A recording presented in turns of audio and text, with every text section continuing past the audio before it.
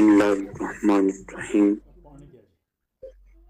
ان اللہ وملائکتہ یصلون علی النبی یا ایھا الذین آمنوا صلوا علیہ وسلموا تسلیما اللہم صل علی سیدنا و مولانا محمد وعلی آل سیدنا و مولانا محمد وبارک وسلم وصلی علیہ صلاۃ و سلام علیک یا سیدی یا رسول اللہ صلی اللہ علیہ وآلہ وسلم۔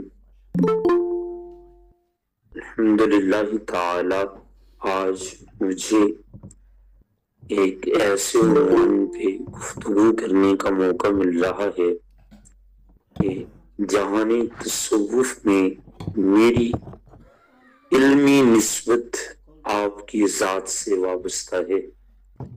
حضور سیدی ضیاء الامت حضرت پیر محمد کرم شاہ الازہری رحمت اللہ تعالی آپ سے ایک علمی نسبت ہے۔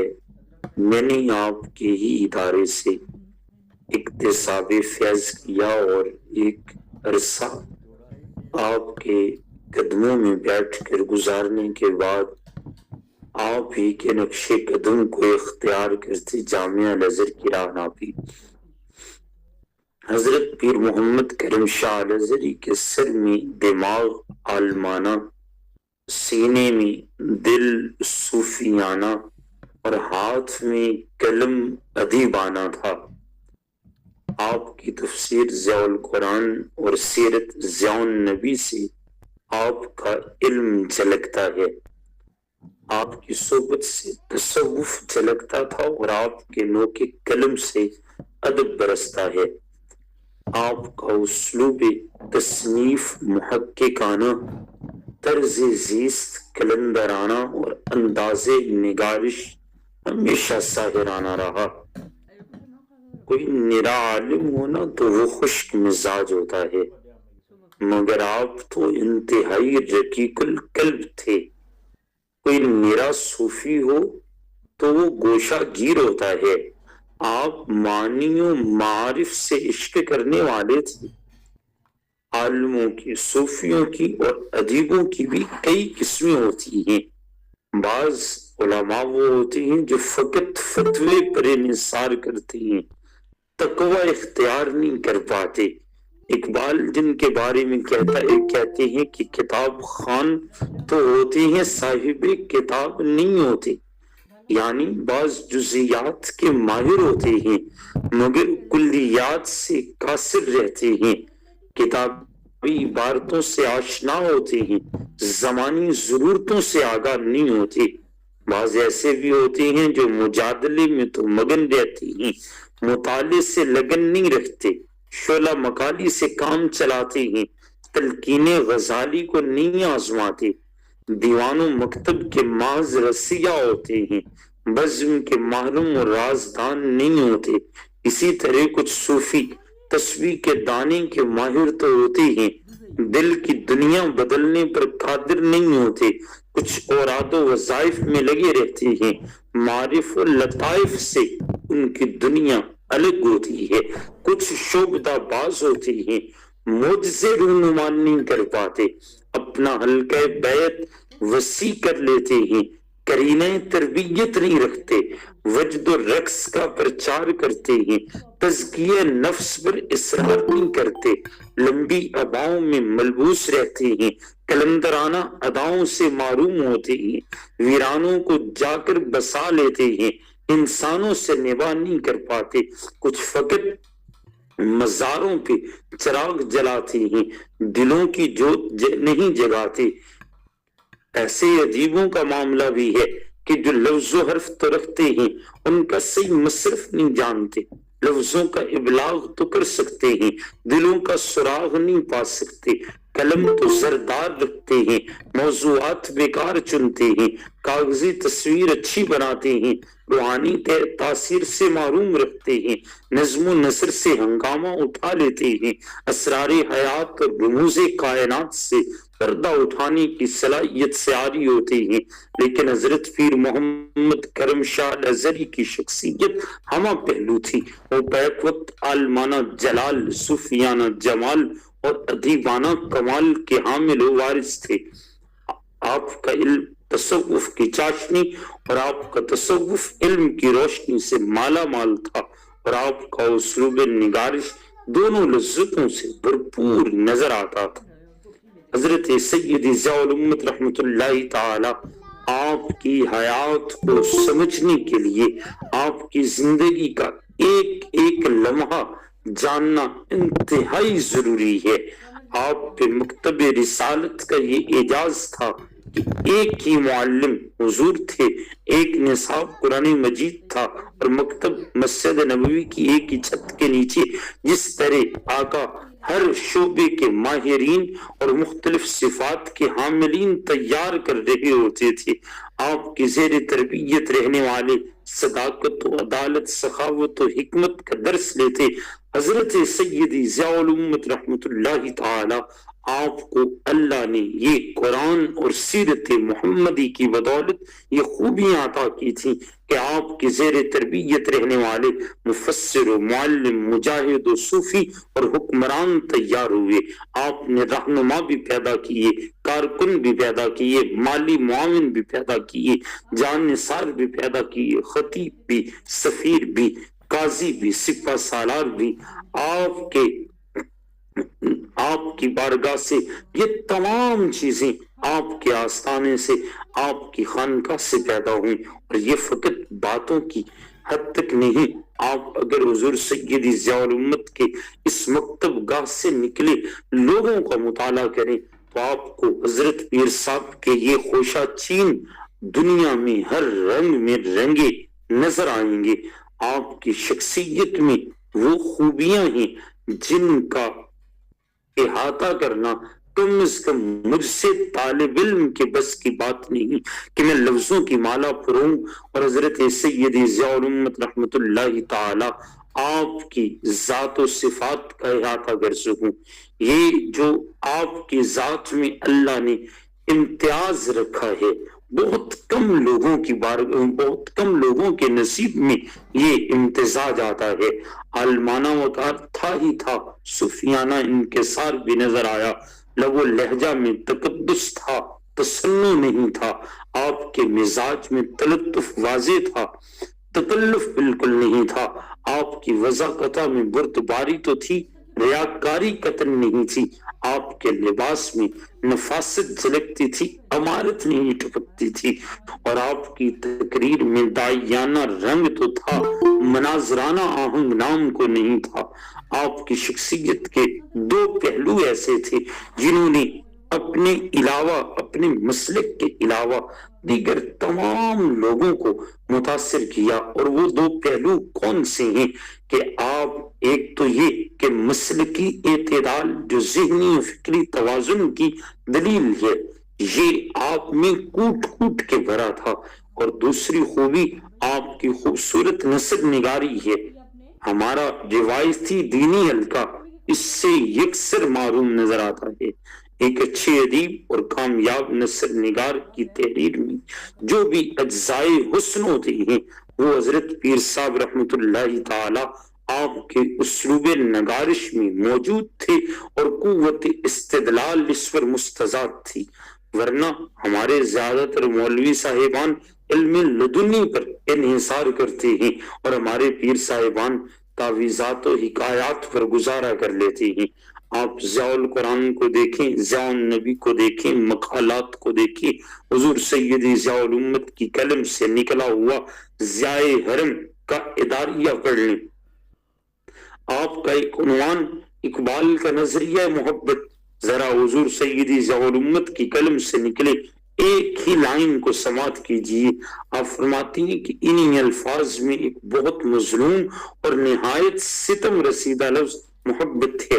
ہمارے کرم فرما ہمیں یہ یقین دلا رہے تھے کہ محبت کی کل کائنات بس اتنی ہے، رنگ زرد و آہ سرد و چشم تر ہمارا کیسے جستجوئے لیلا میں صحرا نورد نہیں تھا، بلکہ محض وقف جمود ہو کر رہ گیا، ہمارے فرحات سے تیشہ خارا شگاف چھن گیا.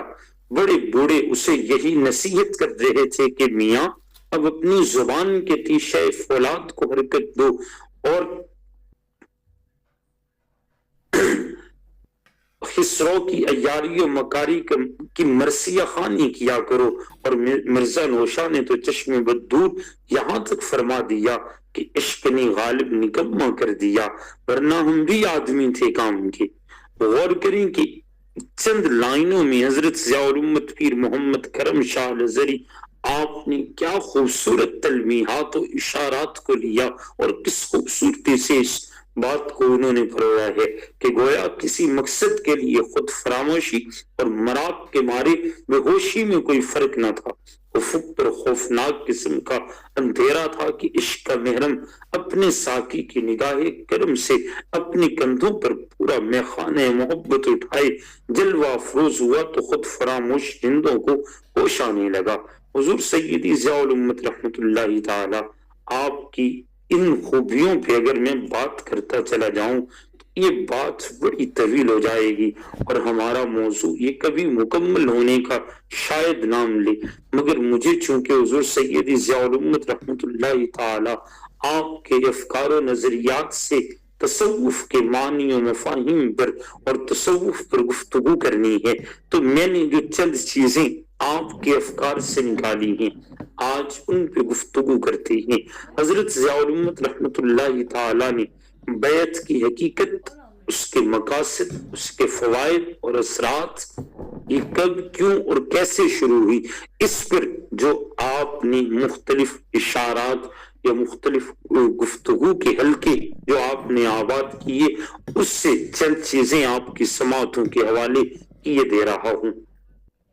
اسلام کا یہ حصار بلند جسے خالق ارض و سما نے قیامت تک تمام دنیا انسانیت کے لیے ایک پناہ گاہ بنایا، جس کی آغوش حفاظت میں آ کر انسان شیطان کی غارت گریوں، نفس کی شبخونیوں اور ظالموں کی ستم رسانیوں اور ذلت و رسوائی کی تمام لعنتوں سے محفوظ ہو جاتا ہے. اس قلعہ کی بنیادیں اگر ریت کے ڈھیروں پر اٹھائی جاتی تو آج تک انقلاب زمانوں کی تند و تیز آندیاں اس کے آخری نشانات کو بھی نیست و نابود کر چکی ہوتی.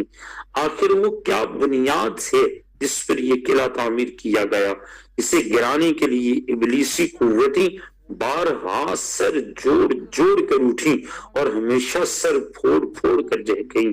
جس نے ابتلاء و آزمائش کے تمام خوفناک طوفانوں کو دعوت مبارزت دی، جس نے ترکش ظلم و طغیان کے آخری تیر تک کو للکارا، جس نے ہلاکت و بربادی کی بجلیوں کو پکارا، لیکن جسے ہر طوفان نے نئی قوت دی اور جسے ہر آزمائش نے نئی توانائی بخشی. ہمیں دیکھنا ہے کہ وہ بنیاد کیا ہے. اللہ تعالیٰ نے اپنے محبوب بندے حضرت محمد عربی صلی اللہ علیہ وسلم کو رسول بنا کر پیغام ہدایت پہنچانے کے لیے مبعوث فرمایا، تو آپ کے پاس اپنے قوی و قادر رب کی قوت کے بغیر کوئی قوت نہ تھی، اپنے غنی و حمید رب کے زمین و آسمان کے غیبی خزانوں کے بغیر کوئی دولت نہ تھی. تنہا مکہ کی گلیوں میں، فاران کی چوٹیوں پر اور بطحا کی وادیوں میں آپ دعوت دیتے قولوا لا الہ الا اللہ ان تفلحوا، لا الہ الا اللہ کہو گے نجات پا جاؤ گے کی صدا بلند کرتے نظر آتے. اس آواز پر حضرت خاتون جنت خدیجۃ الکبریٰ نے، حضرت صدیق اکبر نے، حضرت علی المرتضیٰ نے لبیک کہا. سارا مکہ خون کا پیاسا ہو گیا. کانٹے اور پتھر، تیر و سنان، خنجر و شمشیر سبھی اللہ کے رسول کو دکھ پہنچانے کے لیے استعمال میں لائے جاتے رہے، مگر آپ کے پاس مدافعت کے لیے حق کی طاقت کے سوا کوئی ہتھیار نہ تھا. اپنا ہم خیال بنانے کے لیے، حق کی دلکشی کے لیے کوئی دولت نہ تھی. اگر کسی دولت مند کو نبی بنایا ہوتا تو وہ اپنی فوج کی قہرمانیوں سے اس دعوت کی دھاک دلوں پر بٹھا دیتا. کفار کا ایک اعتراض یہ بھی تو تھا کہ ایک بے یار و مددگار کو رسول بنانے سے کیا فائدہ؟ اگر اللہ نے رسول بھیجنا ہی تھا تو کسی صاحب سطوت کو منتخب کیا ہوتا. وقالوا لولا نزل هذا القرآن على رجل من القريتين، کفار بولے کہ یہ مکہ و طائف کے کسی بڑے آدمی پر قرآن نازل کیوں نہ ہوا. تو اہم یقسمون رحمت ربک، کیا تیرے رب کی رحمت وہ تقسیم کرتے ہیں؟ یہ اللہ نے جواب دیا. دوسرے مقام پہ اللہ نے کہا اللہ اعلم حیث یجعل رسالتہ، اللہ بہتر جانتا ہے کہ اس نے کسے رسالت کا نور دینا ہے. حکمت یہ تھی کہ لوگ حق کو صرف حق سمجھ کر قبول کریں، کوئی خوف یا کوئی لالچ اسلام کو قبول کرنے کا محرک نہ ہو، ورنہ ان مقاصد جلیلہ کی تکمیل کبھی نہ ہو پائے گی، اور بعد مخالف کا کوئی بھی جھونکا اس چراغ کو کبھی بھی گل کر سکے گا جس کے مقدر میں ظلمت قضائے دنیا کو بقائے نور بنانا رقم کر دیا گیا تھا. اسلام دین توحید، صرف ایک خدا کی بندگی، ایک رسول کی اطاعت، ایک کتاب مجید کی پابندی، دو رنگی کی گنجائش نہیں. دل اور دماغ، فکر اور تخیل، قول اور عمل، صورت اور شکل سب مل کر نہ کہیں لا الہ الا اللہ، اس وقت تک صرف زبان کے کلمے کا اعتبار نہیں. اقبال کہتے ہیں زبانی کہہ بھی دیا لا الہ تو کیا حاصل، دل و نگاہ مسلمان نہیں تو کچھ بھی نہیں. پھر اسلام نے یہ بھی کہہ دیا کہ لا اکراہ فی الدین قد تبین الرشد من الغی، دین کی اختیار کرنے میں کوئی جبر و اکراہ نہیں، حق باطل سے نکل کر واضح ہو جاتا ہے. وَقُلِ الْحَقُّ مِنْ رَبِّكُمْ فَمَنْ شَاءَ فَلْيُؤْمِنْ وَمَنْ شَاءَ فَلْيَكْفُرْ إِنَّا أَعْتَدْنَا لِلظَّالِمِينَ نَارًا. تو یہ ساری چیزیں چل رہی تھی. پھر اللہ نے فرمایا إِنَّا عَرَضْنَا الْأَمَانَةَ عَلَى السَّمَاوَاتِ وَالْأَرْضِ وَالْجِبَالِ فَأَبَيْنَ أَنْ يَحْمِلْنَهَا وَأَشْفَقْنَ مِنْهَا وَحَمَلَهَا الْإِنسَانُ. جن خوش نصیبوں نے اس دعوت کو، جس کو نہ کسی لشکر کی حمایت نہ کسی دولت مند کی دولت کی پشت پناہی، صرف اس کے دل ربا حقانیت اور روح افزا صداقت کی وجہ سے تسلیم کرنے پر اظہار رضامندی کیا. انہیں بتایا گیا کہ اس حلقہ جاں فروشاں میں داخل ہونے سے پہلے بیعت کرنی ہوگی. بیعت کے معنی اور مفہوم کیا ہیں آج یہ بات جاننی ہے. لفظ بیعت با یبی و بین کے مادہ سے ماخوذ ہے، اور بے کہتے ہیں کسی چیز کو اپنی خوشی اور رضا سے اس کی قیمت کے عوض فروخت کر دینا.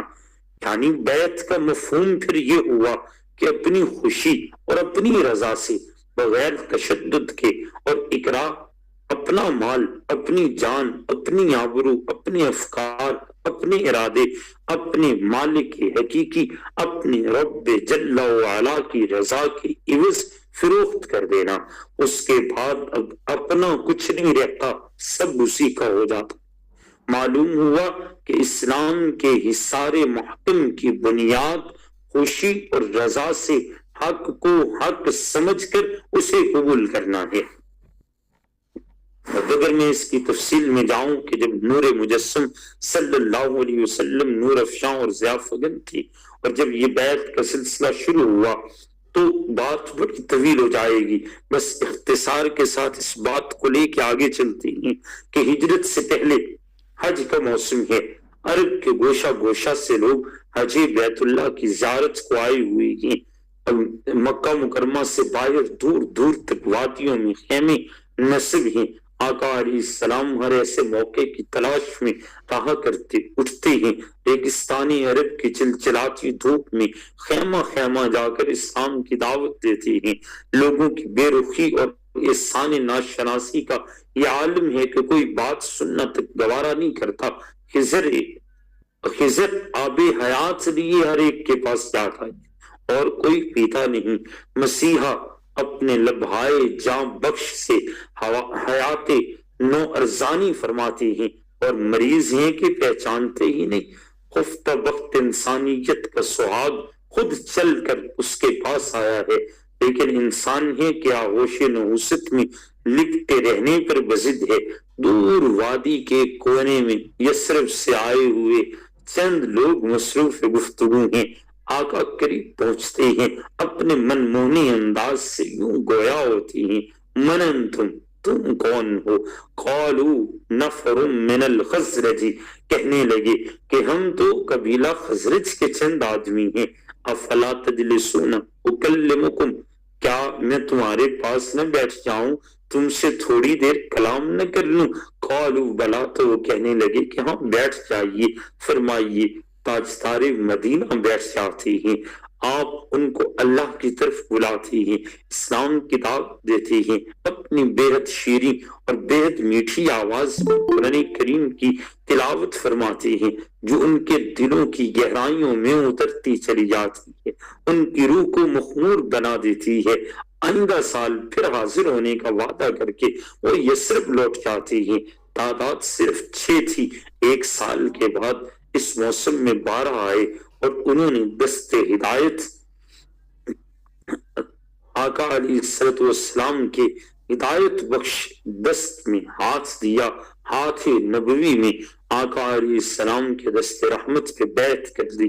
حضرت عبادہ بن صامت نے جو ان سعادت مندان ازلی میں سے ایک تھے اس بیعت کا تذکرہ کیا، کہتے ہیں قال بایعنا رسول اللہ صلی اللہ علیہ وسلم لیلۃ العقبۃ الاولی اللہ نشرک باللہ شیئا ولا نسرک ولا نزنی ولا نقتل اولادنا ولا نأتی ببہتان نقتریہ من بین ایدینا وارجلنا ولا نعصی فإنه معروف فإن وفیتکم فلکم الجنہ فإن عصیتم من ذلك شیئا فامرکم الی اللہ ان شاء عذب وان شاء غفر۔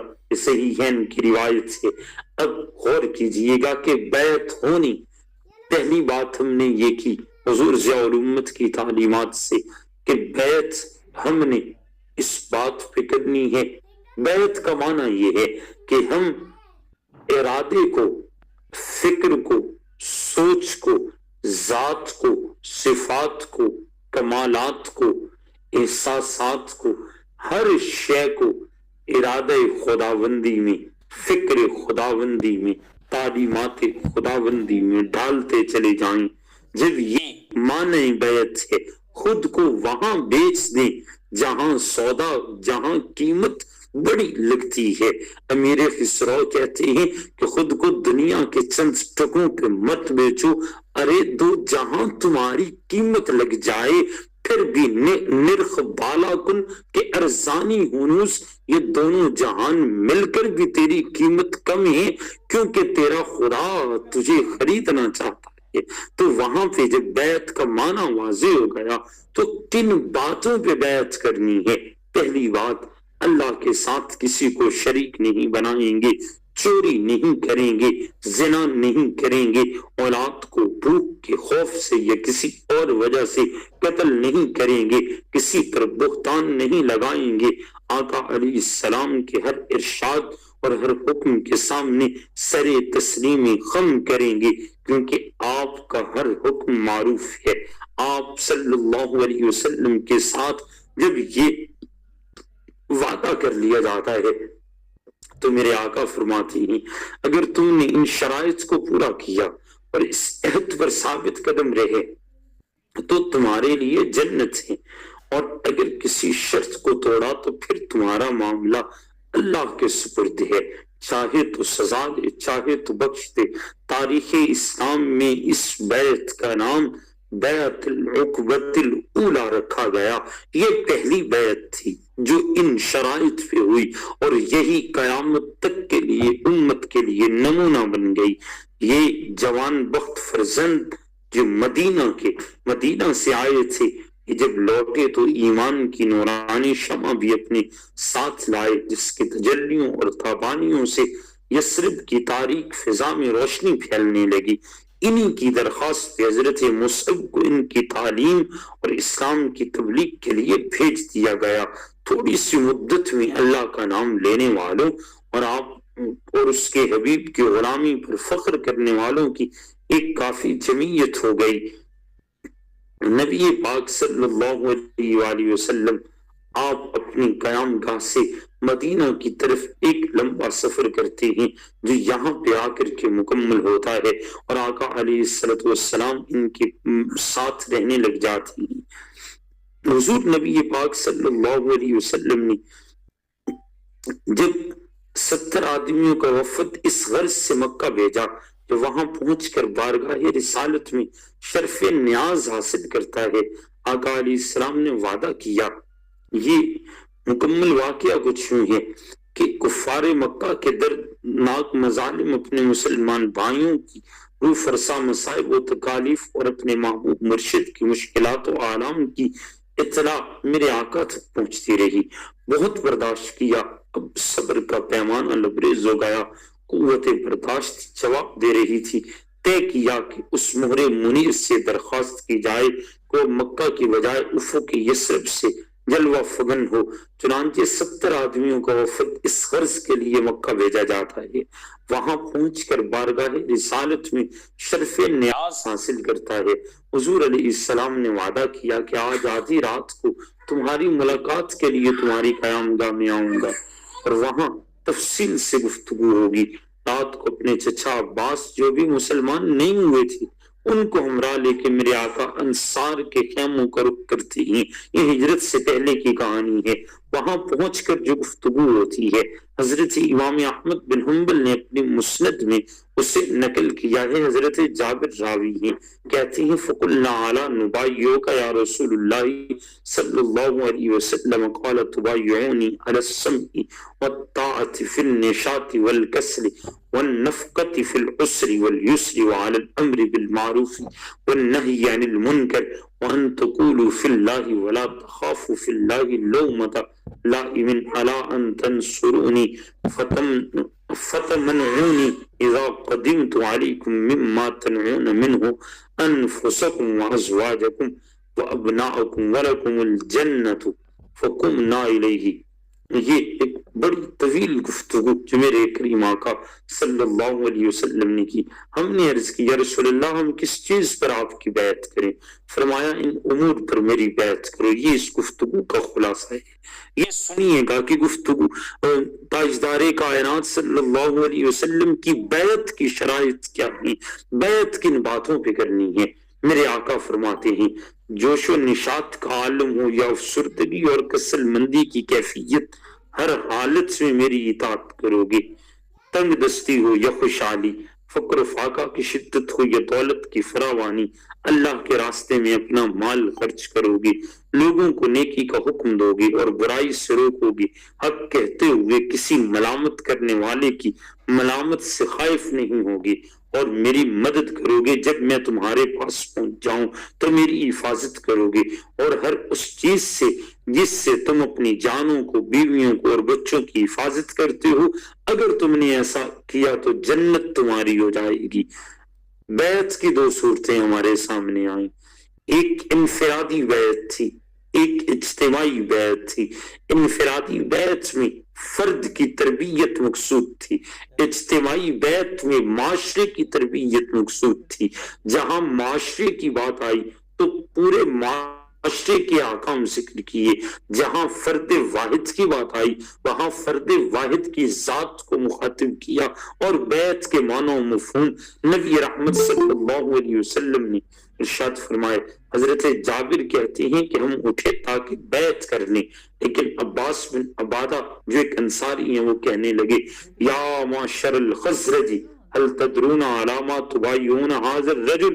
قالوا انعم، قالوا نعم، قال انكم تبايعون على خرب الاحمر والاسود من الناس فان كنتم ترون انكم اذا انهك اموالهم مصیبت واشرافکم قتلا اسلمتموه فمن الان فهو والله ان فعلتم خزي الدنيا والآخرة وان كنتم ترون انكم وافون له لما دعوتموه اليه على نهكة الاموال وقتل الاشراف فخذوه فهو والله خير الدنيا والآخرة۔ اے قبیلہ خزرج کے گروہ، کیا اس جلیل القدر ہستی سے بیعت کرنے کے انجام پر غور کیا؟ اس سے بیعت کرنے کے بعد سرخ و سیاہ تمام انسانوں سے جنگ کرنی پڑے گی۔ اگر تمہارا خیال ہو کہ جب تمہارے اموال مصیبت سے ختم ہونے لگے اور تمہارے سرداران قوم کو قتل اور جنگ فنا کے گھاٹ اتارنے لگے تو تم اس ذات پاک کو اس کے دشمنوں کے سپرد کر دو گے، تو آج ہی اس بیعت کے قریب نہ پھٹکو۔ اگر تم نے ایسا کیا تو بخدا دنیا و آخرت میں ذلیل و رسوا ہو جاؤ گے۔ اور اگر تمہیں یقین ہے کہ تم اپنے مال و دولت کی بربادی اور اپنے بہادروں اور سرداروں کی ہلاکت کے باوجود اس بیعت پر ثابت قدم رہو گے تو بسم اللہ اس ذات پاک کو اپنے ہاں لے چلو۔ رب ذوالجلال کی قسم، یہ دنیا و آخرت کی سب سے بڑی نعمت ہے۔ حضرت عباس نے کتنی دور اندیشی اور کتنی پتے کی بات کہی، کس جرت سے حقائق کے ہولناک چہرے سے نقاب الٹا، بھیانک مستقبل کی کس طرح تصویر کشی کی کہ صرف ایک شخص سے محبت کرنے کا انجام ساری دنیا سے عداوت تھی۔ اس جرم عشق کی سزا یہ تھی کہ اپنی دولت، اپنی ثروت لٹتی ہوئی دیکھ کر خاموش رہنا ضروری تھا، اپنے نوجوان فرزندوں اور بہادر عزیزوں کو خاک و خون میں مرغ بسمل کی طرح تڑپتے ہوئے دیکھ کر سجدہ شکر ادا کرنا شرط اخلاص تھی۔ کیا یہ سودا سود مند تھا اور کیا یہ تجارت نفع بخش تھی؟ بے شک یہ بہت غور طلب بات تھی، لیکن خاندانی خزرج کے بلند اقبال فرزند تو یہ پہلے ہی طے کر کے آئے تھے۔ انہوں نے جان و مال، دل و دماغ نے سارے ابرو جانا کرنے کا عزم کرنے کے بعد ادھر کا رخ کیا، اللہ تعالیٰ کے حبیب کی حفاظت کے لیے اپنی روحوں کا کلا بنانے کے بعد دعوت دینے آئے تھے۔ حضرت عباس کی بات سن کر سب بیک زبان پکار اٹھے، فَإِنَّا نَأْخُذُهُ عَلَى مُصِيبَةِ الْأَمْوَالِ وَقَتْلِ الْأَشْرَافِ، ہاں ہم حضور کو لے جاتے ہیں، خواہ ہمارے اموال برباد ہو جائیں، خواہ ہمارے سرداروں کو ٹکڑے ٹکڑے کر دیا جائے۔ گویا کہ وہ کہہ رہے تھے کہ کروں تیرے نام پہ جاں فدا، نہ بس ایک جاں دو جہاں فدا، دو جہاں سے بھی نہیں جی بھرا، کروں کیا کروڑوں جہاں نہیں۔ اللہ اکبر کبیرہ۔ یہ گفتگو ہو رہی تھی، حضرت ابو الحسن بن البہتان کچھ سوچ کر تڑپ اٹھے اور تاب ضبط نہ لا کر عرض کرنے لگے، یا رسول اللہ فَهَلْ عَصَيْتُ إِنْ فَعَلْنَا ذَلِكَ ثُمَّ أَظْهَرَكَ اللَّهُ أَنْ تَرْجِعَ إِلَىٰ قَوْمِكَ وَتَدْعُنَا قَالَ فَتَبَسَّمَ رسول اللہ صلی اللہ علیہ وسلم ثم قال أَنَا مِنْكُمْ وَأَنْتُمْ مِنِّي۔ اے اللہ کے رسول، اب ذرا لطف دیکھیے گا، لطف لیجئے گا، بیعت کا جب یہ سلسلہ چلتا ہے تو پھر اجر کیا ملتا ہے، اجر کو بھی دیکھیے گا۔ حضرت سیدنا ابو الحسن بن بہتان کہتے ہیں کہ اللہ کے رسول، اگر ہم اس بیعت پر ثابت قدم رہیں، اللہ تعالیٰ آپ کو سب پر غالب کر دے تو کہیں ایسا نہ ہو آپ اپنی قوم کی طرف لوٹ جائیں اور ہمیں چھوڑ دیں۔ یہ سننا تھا کہ لبے جام بخش مصطفیٰ صلی اللہ علیہ وسلم پر ہلکی سی دل نواز مسکراہٹ آ جاتی ہے۔ فرمایا، او میرے جان سار انصار، میں تمہارا ہوں، انا منکم وانتم منی، تم میرے ہو، میں تمہارا ہوں، تم میرے ہو۔ یہ تعلق اب کبھی ٹوٹے گا نہیں۔ بیعت کا مفہوم واضح ہو گیا۔ بیعت پیمان سرفروشی ہے، عہد جاں بازی ہے۔ بیعت کا مفہوم اس کے علاوہ جو بھی کوئی اور سمجھے وہ غلطی پر ہے، اور تصوف بیعت کے ساتھ خاص ہے۔ تصوف میں بیعت کی جگہ تصوف کی بقا ہے۔ تصوف کی بقا کے لیے بیعت کی نسبت کا مضبوط ہونا لازم ہے۔ اگر یہ بیعت کا تعلق مضبوط نہیں ہوتا، آپ اگر مدینہ کی ان لوگوں کو دیکھیں کہ ان مٹھی بھر لوگوں نے پھر کس طرح اپنے حبیب مکرم صلی اللہ علیہ وسلم پر اپنی جانوں کو، اپنے مالوں کو، اپنی شان و عظمت کو، سب کچھ کو قربان کیا، اور نبی پاک صلی اللہ علیہ وسلم کی خاطر یہ زمانہ بھی دیکھا کہ پیٹ پہ پتھر باندھ کے بھی خندق کھودتے ہوئے نظر آتے ہیں. دامانی نگاہ تنگ گلے حسن تو بسیار، گلے چین تو از تنگی یہ داماں گلا دارت. یہ نبی پاک صلی اللہ علیہ وسلم کی شان تھی کہ اللہ رب العزت نے آپ کے ذریعے سے امت کو قیامت تک بیعت کی حقیقت واضح کر دیا. کہ بیعت کی حقیقت یہ ہے کہ جب کسی تعلق کو جوڑ لیا جائے، جب اپنے آپ کو کسی کی خاطر بیچ دیا جائے، تو پھر حکم اس کا ہو، جان تمہاری ہو، پھر قول اس کا ہو، عمل تمہارا ہو، کردار تمہارا ہو، پھر لمحات اس کی ہوں، وقت اس کا ہو، اور ذکر و فکر تم کرتے ہوئے نظر آؤ.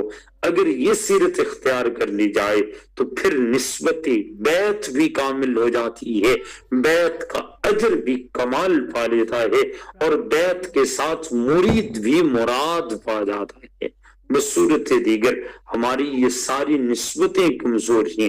حضور سیدی ضیاء الامت رحمت اللہ تعالی، اگر آپ کی زندگی کے گوشوں کو دیکھوں، آپ کی سیرت کو دیکھوں، تو آپ کی بارگاہ ناز میں جب پہلے 3 بچے آئے، جن میں ایک کا نام محمد خان نوری ابدالوی تھا، ایک کا نام قاضی محمد ایوب تھا، اور تیسرے آپ کے تلمیذ جو آپ کی بارگاہ میں آتے ہیں ان کا نام استاذ الادب ملک عطا محمد تھا.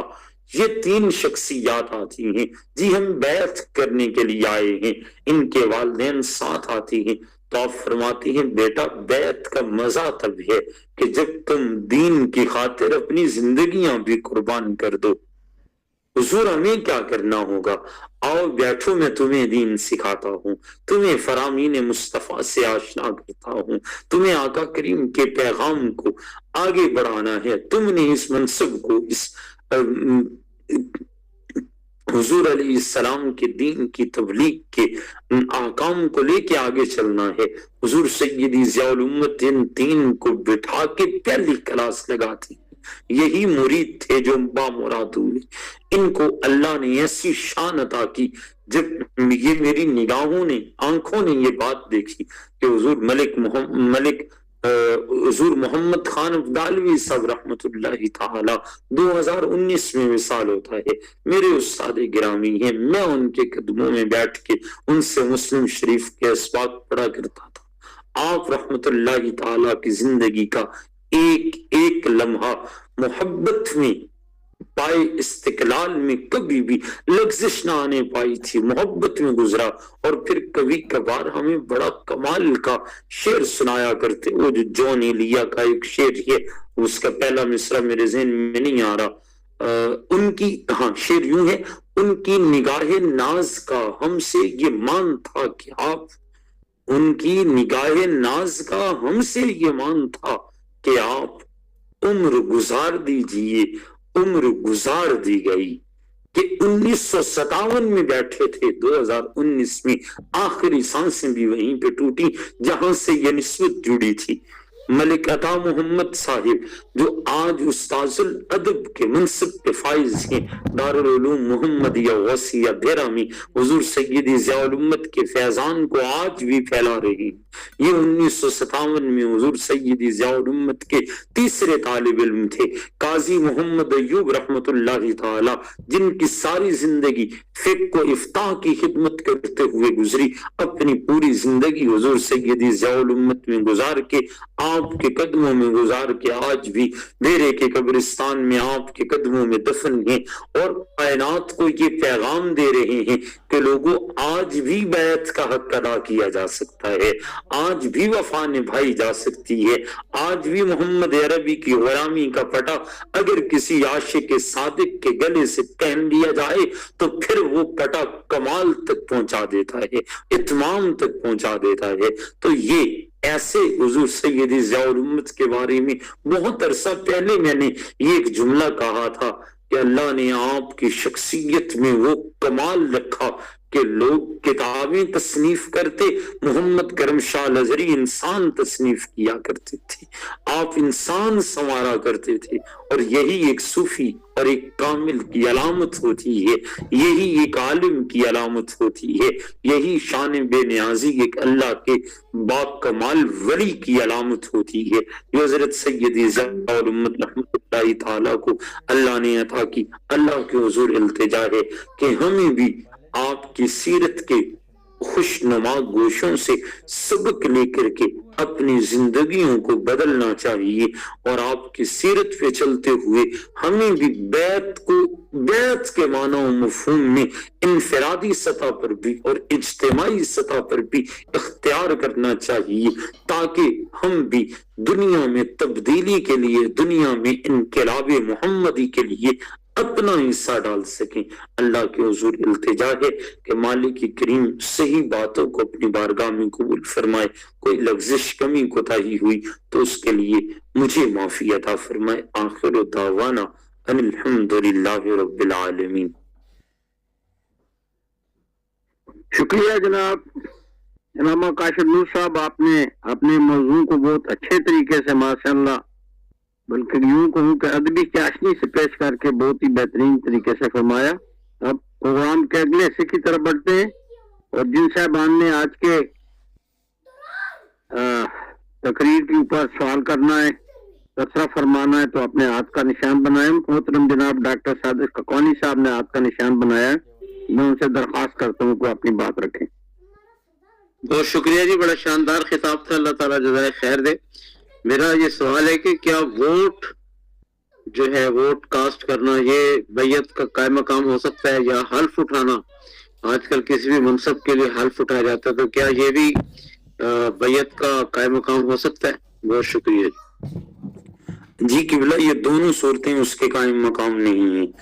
بیعت کسی اور معنوں میں استعمال ہوتی ہے، ووٹ آپ سیاسی اعتبار سے بھی اس کو لے سکتے ہیں، کسی اور مقصد کے لیے بھی اس کو، مگر ووٹ جس کو دیا جاتا ہے اس کے افکار و نظریات سے 100% اتحاد اتفاق نہیں کیا جاتا، جبکہ بیعت کی ہی اس کی جاتی ہے جو اس منصب کے قابل ہو، اور جب اس کی بیعت کی جائے تو بیعت اس بات پہ کی جاتی ہے کہ اب ہم اس کے تصدق و توسل سے اپنی ٹوٹی نسبت کو جو اللہ سے ٹوٹ چکی ہے اس کو دوبارہ سے جوڑنے کی صحیح کر رہے ہیں، کوشش کر رہے ہیں۔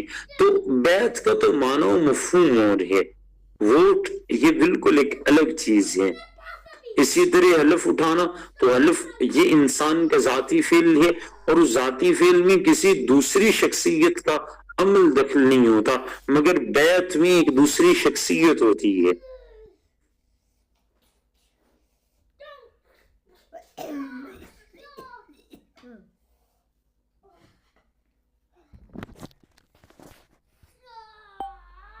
میر صاحب مائک آن کر لیجئے۔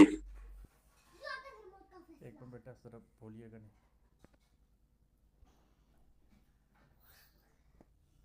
ایک منٹ میں بولوں گا تو پھر بولنا ہے۔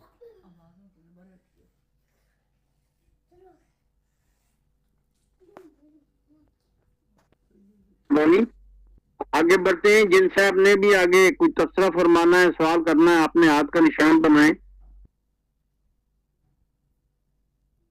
جی سارا سید صاحبہ۔ سر یاسر نے پہلے بنایا نشان، آپ ان سے پہلے لے لیجیے سوال۔ اچھا اچھا، جی آپ بات کریں۔ جی بہت شکریہ میر صاحب۔ علامہ کاشف نور صاحب نے ماشاءاللہ بڑے خوبصورت انداز کے ساتھ پیر کرم شاہ الازہری رحمۃ اللہ علیہ کے حوالے سے اور بیعت کے حوالے سے گفتگو فرمائی۔ تو جسٹس پیر کرم شاہ الازہری رحمۃ اللہ علیہ واقعی ہمارے پاکستان کے صوفیاء میں دیکھا جائے تو ان کا ایک بہت بڑا بلند مقام ہے، اور ایک بین الاقوامی جی جی جی سر یاسر نے پہلے بنایا نشان، آپ ان سے لے لیجیے سوال۔ اچھا اچھا، جی جی میری آواز آ رہی ہے؟ جی یہاں ذرا کٹ کٹ کے آ رہی ہے، میرا حال میں نیٹ میں کوئی پرابلم ہے. جی میں یہ عرض کر رہا تھا کہ ماشاءاللہ علامہ کاشف نور صاحب نے بڑے اچھے انداز کے ساتھ مقالہ پیش کیا، اور جسٹس پیر کرم شاہ الازہری رحمۃ اللہ علیہ کی جو خدمات ہیں وہ یعنی بین الاقوامی خدمات کی عامل کی وہ شخصیات تھی، اور تصوف کے حوالے سے ان کی گراں قدر خدمات ہیں، اور میں کیا معترف ہوں گا، پورا زمانہ ان کی صوفیانہ خدمات کا معترف ہے. لیکن میں تصوف کے طالب علم کی حیثیت سے ایک سوال کاشف نور صاحب سے یہ پوچھنا چاہوں گا کہ میں اس چیز پہ بڑا دیکھا ہے کہ پاکستان میں کیا بلکہ تقریباً بر صغیر کی جتنی بھی گدیاں، یہاں گدی نشینی کا جو مسئلہ ہے، باپ کے بعد بیٹے کو ہی گدی پہ بٹھایا جاتا ہے.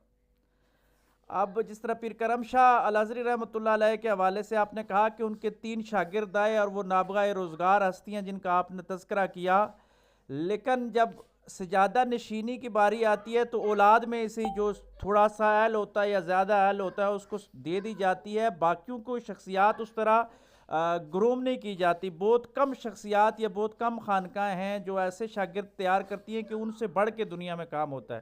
جس طرح باقی باللہ رحمۃ اللہ علیہ نے مجدد الفسانی رحمۃ اللہ علیہ کو تیار کیا اور انہیں دنیا میں دیکھا، یا پیر کرم شاہ الازہری رحمۃ اللہ علیہ کی جو اپنی خانقاہ ہے، یہ سیال شریف والوں کی نسبت ہے، جہاں تک میری معلومات کے مطابق، ہو سکتا ہے کوئی اور بھی ہو، لیکن سیال شریف کے خلفاء میں ہی آتے ہیں.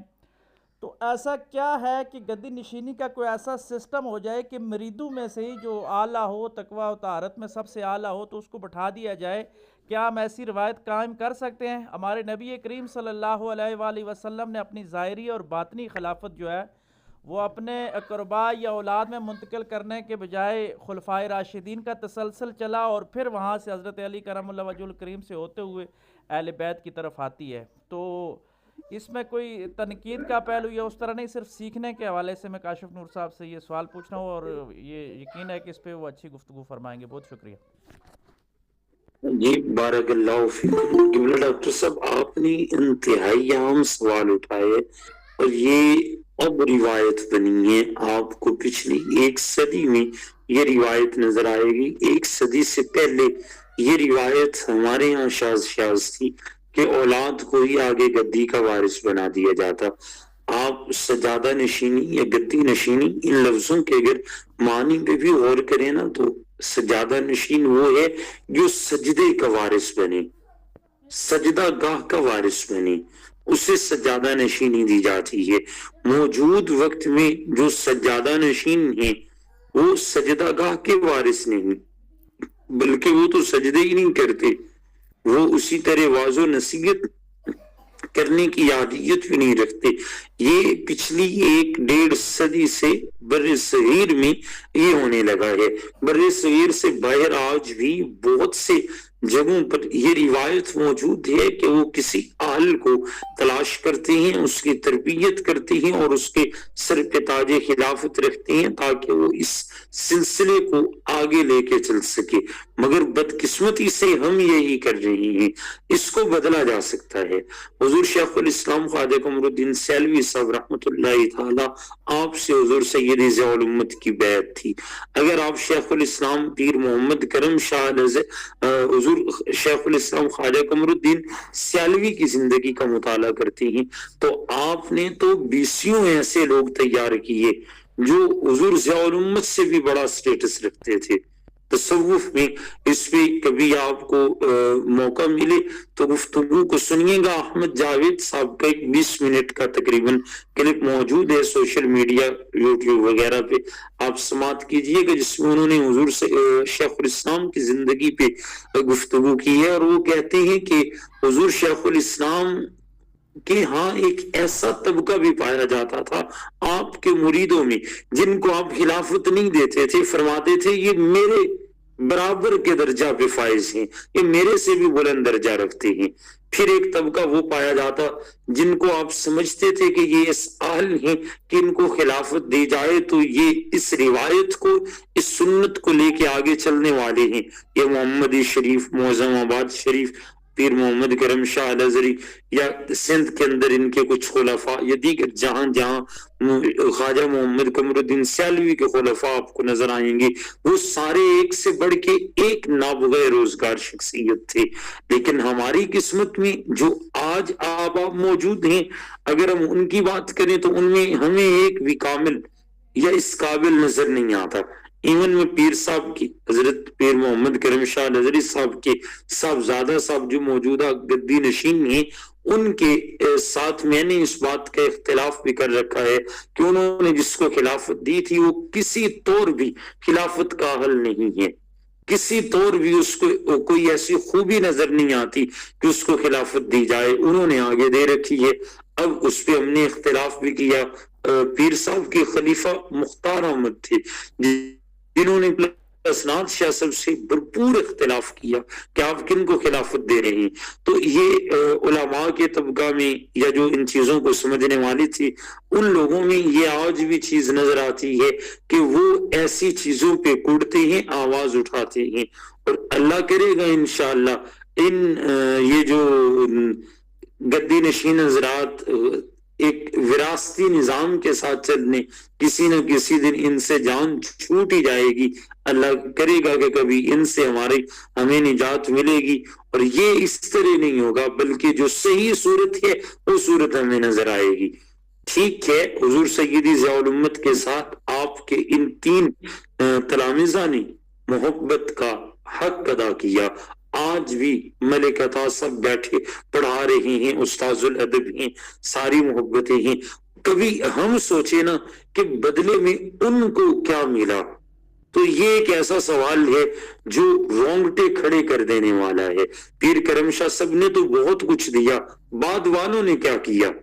کبھی اس سوال کی طرف ہمارا دھیان جائے تو خدا پہ یقین کیجئے کہ مجھ سے بندے کی قوت برداشت وہاں جواب دے جاتی ہے، اور پھر میں تو بولنے لگ جاتا ہوں کہ یہ آپ کیا کر رہے ہیں، مگر کیا کریں، اب ہمارے پاس تو جو ہے وہ ہماری آنکھوں کے سامنے ہے، اس پہ سوائے کڑنے کے یا آواز اٹھانے کی اور کوئی چارہ نہیں. اللہ کرے کبھی ہدایت ملے. ڈاکٹر یاسر حسین ستی صاحب، آپ سے درخواست معلوم کرنا ہے، سوال لوں یا صدارتی خطبے کی طرف جاؤں؟ وقت کم ہو گیا، صرف 5 منٹ باقی ہیں. جی میری ایک گزارش ہے کہ صدارتی خطبے کی طرف جایا جائے اور سوال ان باکس میں لکھ کے بھیج دیں سارے، اور اگلے سیشن میں انشاءاللہ کاشف نور صاحب اسی کوئی تسلسل سے آگے چلائیں گے. میں ان سے گزارش کروں گا کہ پھر آگے لے کے جائیں اور سوالوں کے جواب بھی ہو جائیں گے، اور پیر صاحب کی شخصیت کے بہت سارے گوشے ہیں جو ان کو بتائے جائیں گے. اگلی دفعہ انشاءاللہ پھر اسی پہ چلیں گے انشاءاللہ.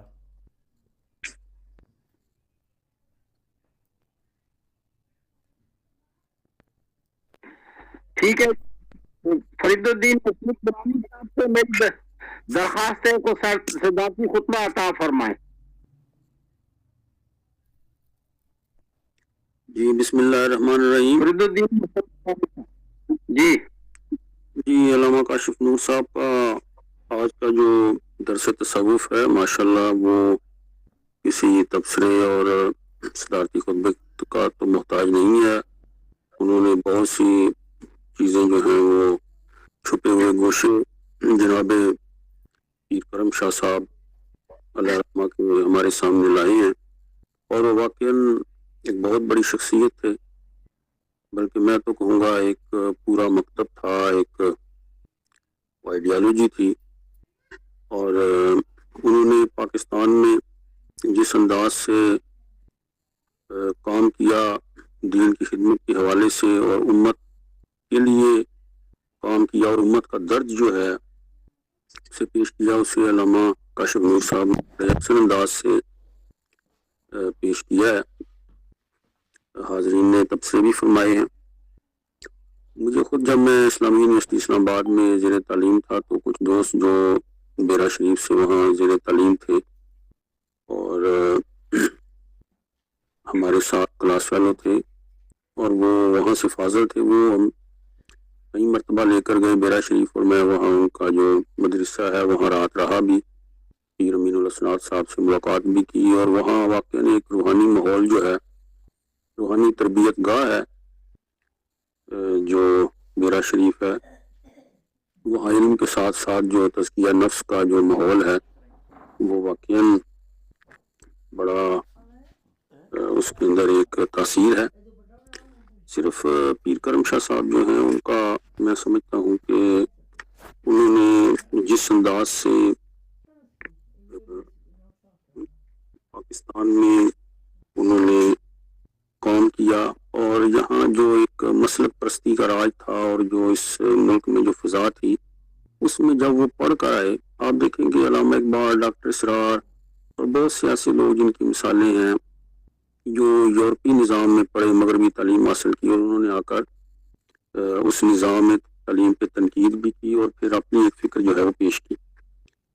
پیر کرم شاہ صاحب کا معاملہ تھوڑا سا مختلف اس لیے تھا کہ وہ مصر گئے, جامعۃ الازہر میں پڑھا اور وہاں کیونکہ تمام جو مذاہب خمسہ ہیں وہ پڑھائے جاتے ہیں, فقہ شافعی, حنبلی اور تمام جیسے کاشف نور صاحب تو وہاں موجود ہیں, تو وہاں پھر ایسا ویژن جو ہے وہ وسیع ہو جاتا ہے کہ وہاں پھر مسلک پرستی کی دیواریں بہت چھوٹی رہ جاتی ہیں اور دماغ جو ہے وہ اقامت دین اور دین کا جو کلی تصور ہے, غلبہ دین, اقامت دین کا, وہ ایک بڑا تصور سامنے آتا ہے. تو پیر کرم شاہ صاحب نے آ کر یہاں اس ملک میں ایک معتدل فضا کو فروغ دیا اور وہ جو ایک متشددانہ ذہن تھا کہ صرف اپنے ہی مسلک کی ترویج کرنی ہے, اس سے ایک اعتدال کا رنگ دیا. اس لیے ان کی جو تفسیر ضیاء القرآن ہے, جو ضیاء النبی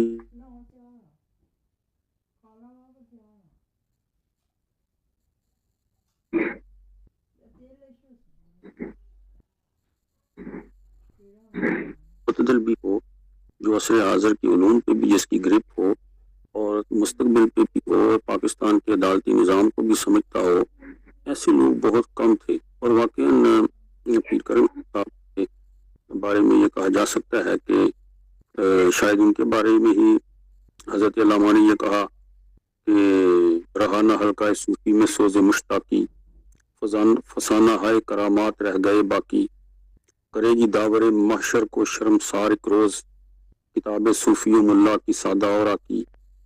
لیکن یہ حضرت پیر کرم شاہ صاحب جیسی ہستیاں, ان کے بارے میں تو یہ کہا جا سکتا ہے کہ مرکز کا شبستہ بھی اسے راس نہ آیا, آرام قلندر کو تہی خاک نہیں ہے, خاموشی افلاک تو ہے قبر میں لیکن بے قیدی و پنہائی افلاک نہیں ہے.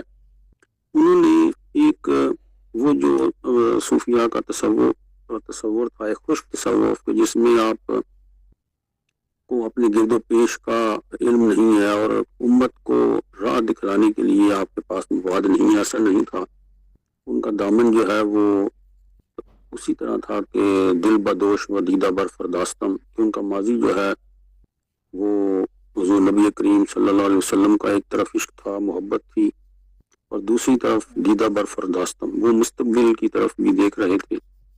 اور انہوں نے جس انداز میں ایک بالکل متوسط طبقے سے اٹھ کر اور وہاں تعلیم حاصل کر کے اور پھر شریعت اپیلیٹ بینچ کے پاکستان کی عدالت عظمیٰ کے وہ جسٹس رہے, تو ان کے بارے میں یہی کہا جا سکتا ہے کہ سبب کچھ اور ہے تو جس کو خود سمجھتا ہے, زوال بندہ مومن کا بے زری سے نہیں, اگر جہاں میں میرا جوہر آشکار ہوا قلندری سے ہوا ہے تونگری سے نہیں.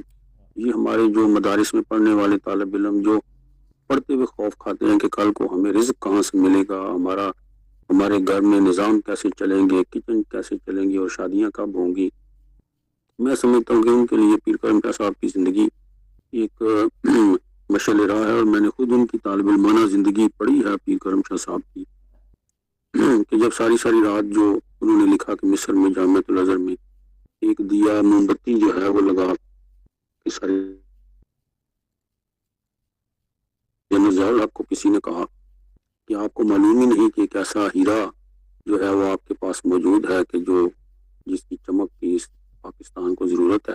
تو میں سمجھتا ہوں کہ انسان کوئی جوہر قابل ہو تو ہم شانے بھی کہی دیتے ہیں, تو ہمیں کم از کم جو ہے وہ علم دین ضرور حاصل کرنا چاہیے اور اللہ کے راستے پہ اپنے آپ کو پیش کرنا چاہیے. تو باقی محنت اور کوشش جو ہے وہ رائے گاہ نہیں جاتی. والذین جاہدوا فینا لنہدینہم سبلنا, اور ایک وقت آیا کہ وہ شریعت اپیلیٹ بینک کی جسٹس بھی بنے, اور آج ہمارے جیسے قانون کے طالب علم ان کے جو فیصلے ہیں ان کو پڑھتے ہیں، عدالتوں میں ان کو پیش کرتے ہیں.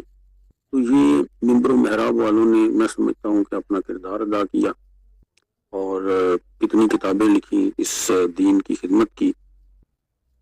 اور میں تو ان کے بارے میں یہی کہوں گا جو انہوں نے ان کی لفظیات ہیں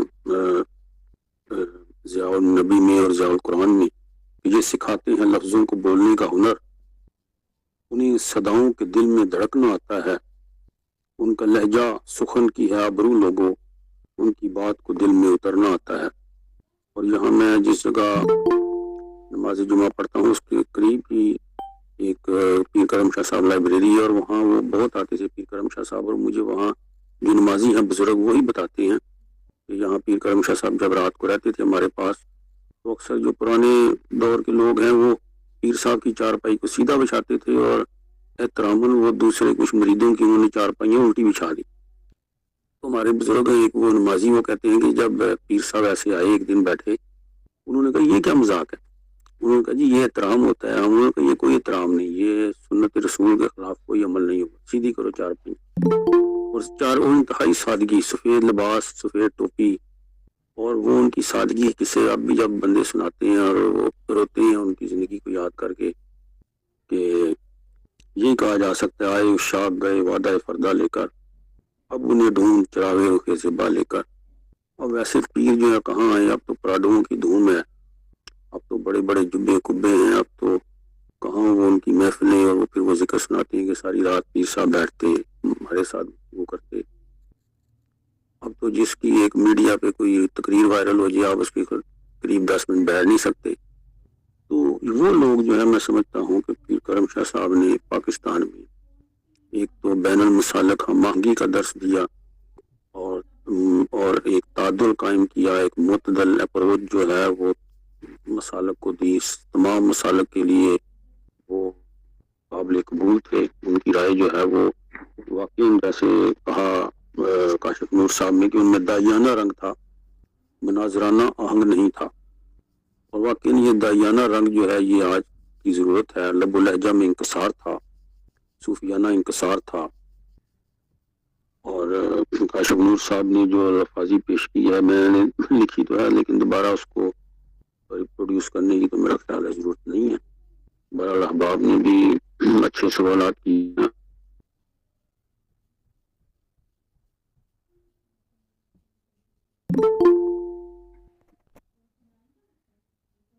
علمی وارث ہیں وہی لوگ ہونے چاہیے. بہرحال یہ تو کئی سو سال کا ایک بحران ہے. تو بہرحال پیر کرم شاہ صاحب جیسی شخصیت جو ہے وہ میں سمجھتا ہوں کہ وہ آج بھی ان جیسے ہزاروں پیران کرام کی ضرورت ہے. اور کاشف نور صاحب سے بھی التماس ہے کہ وہ پاکستان آئیں اور ان کے جانشین بن کر اس قوم کی اصلاح کی ضرورت ہے. وہی کردار وہی روشنیاں دوبارہ زندہ کریں اور پاکستان کی عدالتوں میں پیر کرم شاہ صاحب جیسے جو جسٹس ہیں ان کی ضرورت ہے. جج تو بہت ہیں لیکن قاضی موجود نہیں ہے، ایسے قاضی القضات جن کے اندر امام شافعی اور امام مالک والی رنگت ہو. وہ جج چاہیے اس ملک کو اور وہی انصاف دے سکتے ہیں. جو فی الحال جو فی زمانہ جو عدلی نظام ہے عدالتی، اس سے میں سمجھتا ہوں کہ قوم کو کوئی انصاف نہیں مل رہا. 140ویں نمبر پہ ہماری عدلیہ جو ہے وہ آ چکی ہے دنیا میں. اس سے نیچے تو میرا خیال ہے اور کوئی نمبر بھی نہیں ہے. زوال کا شکار ہے یہ عدلیہ. پاکستان کی عدلیہ کو کیسے پیروں کی ضرورت ہے، کیسے ججوں کی ضرورت ہے. میں سمجھتا ہوں کہ پیر کرم شاہ صاحب ایک ایسی ہستی تھے. ویسے ہی پیر آج ہمیں مطلوب ہیں جو بعمل ہوں، جو عالم ہوں، عارف ہوں، عاشق ہوں. اور اس قوم کو ایک مولانا مودودی کے جملے سے میں اختتام کروں گا. سید مودودی علیہ رحمہ فرماتے ہیں کہ معالج اور تیماردار میں فرق ہوتا ہے. فرق یہ ہے کہ معالج جب مریض کا علاج کرتا ہے تو وہ مریض کا علاج کر کے رات کو چلا جاتا ہے، لیکن تیماردار جو ہے وہ رات کو جاتا نہیں ہے. وہ ٹھٹکر آدھی رات کو بھی مریض کے ساتھ رہتا ہے، اس کو کپڑے بدلاتا ہے، اسے دوائی دیتا ہے. مریض سویا ہوتا ہے اور تیماردار جو ہے وہ جاگ رہا ہوتا ہے. تو سید مودودی علیہ رحمہ فرماتے ہیں کہ جو درد دل رکھنے والے بعمل جو عالم ہیں، جو پیر حضرات ہیں، ان کی یہ ذمہ داری ہے کہ یہ امت سو رہی ہے، اس کو جگانے کے لیے، بیدار کرنے کے لیے جو تیماردار ہیں، ہم معالج نہیں ہیں، لیکن افسوس یہاں یہ ہے کہ جو معالج ہیں، جو علماء ہیں، وہ معالج بن کے سو رہے ہیں اور امت جو ہے وہ گمراہی کے راستے پہ چل رہی ہے۔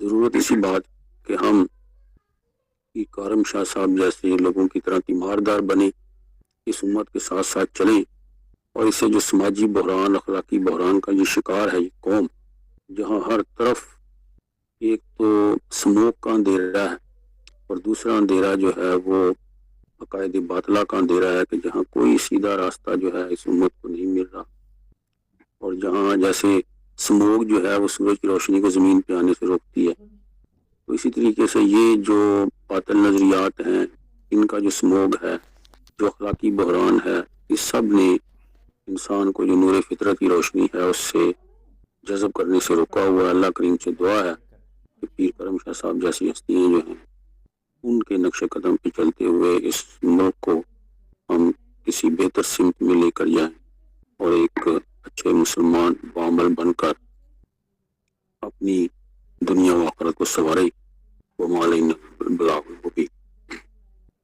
جزاک اللہ جناب فضل الدین مسعود برانی صاحب، آپ نے ماشاء اللہ بہترین خطبہ دیا۔ میں اب اس پروگرام کے منتظم محترم ڈاکٹر یاسر حسین ستیہ الخیری صاحب سے درخواست کر رہا ہوں کہ پروگرام میں شریک حضرات اور خواتین کا شکریہ ادا فرما دیں۔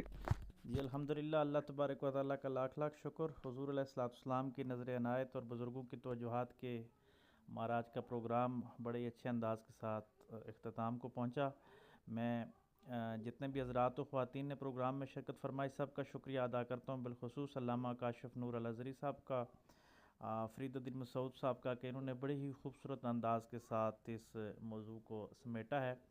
اور میں انتہائی معذرت چاہتا ہوں محترم زمان رانجھا صاحب سے، سارا سید صاحبہ سے، اور اختر صاحب ہیں، نام شاید آ رہا ہے، نام بول رہا ہوں، جن لوگوں محمد اختر سید صاحب، محمد اختر سید صاحب، جنہوں نے بھی ہاتھ کا نشان بنایا تھا، لیکن اصل مسئلہ یہ ہو جاتا ہے کہ کچھ لوگوں کی صبح کی مصروفیات ہوتی ہیں، تو پھر پروگرام کی اگر دوسری آئی ڈی آ جائے تو پروگرام کافی دیر ہوتا ہے۔ لیکن اگلی جمعرات کو انشاءاللہ میر صاحب سے میں یہ ریکویسٹ کرتا ہوں کہ جب سیشن اس طرح ہو تو اگلے سیشن میں ہم اسی کوئی، اور کاشف نور صاحب یقیناً ان کے سوالات یاد رکھیں گے، اگر یہ ان کو بتا دیں بات گروپ میں بھی، تو ان کے سوالوں کے جوابوں سے ہی آگے ایک سلسلہ شروع ہوگا۔ اور اگلے 1-2 سیشن جتنے بھی ہیں پیر کرم شاہ صاحب رحمۃ اللہ علیہ کی صوفیانہ افکار خدمات کے حوالے سے جتنے بھی ڈیپتھ میں جایا جا سکتا ہے وہ ہمارے لیے بہت کارآمد ہوگا، اور کاشف نور صاحب اس پہ انشاءاللہ ہمارے ساتھ بھرپور تعاون فرمائیں گے۔ اسی پہ اختتام کرتے ہیں جی۔ سبحان ربک رب العزت عما یصفون وسلام علی المرسلین والحمد للہ رب العالمین۔ جزاک اللہ۔